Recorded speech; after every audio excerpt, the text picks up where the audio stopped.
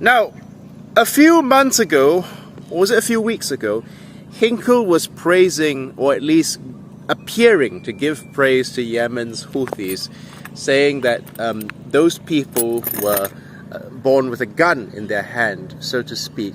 Yes, Hinkle actually said that children in Yemen were born with a gun in their hand.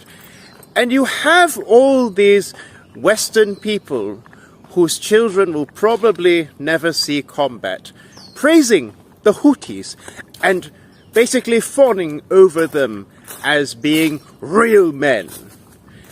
And I was very, very uncomfortable with that.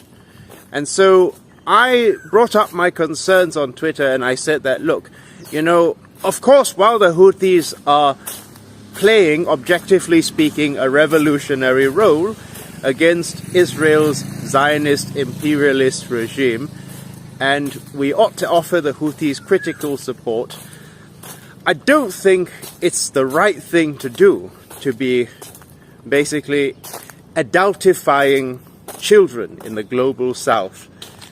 And somebody on Twitter actually responded to me and said that this is what happens when Asia imports Western labels. Apparently, when I said that children should be at school and playing with their friends and not on a battlefield fighting wars that ought to be fought by adults, that makes me Western-centric. And this is actually a form of Orientalism that people don't realize when they think that, you know, children in the global south are somehow different from children in the global north. As if children in the global south are not in fact children, but rather miniature adults who in fact don't need to have a normal childhood like any child in the global north. But what makes you think that our children are any different from your children? What makes you think that our children want different things from your children?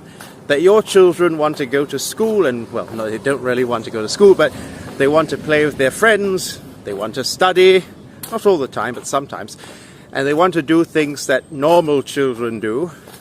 But apparently children in the global south want to be soldiers. That children in the global south are somehow different from your children.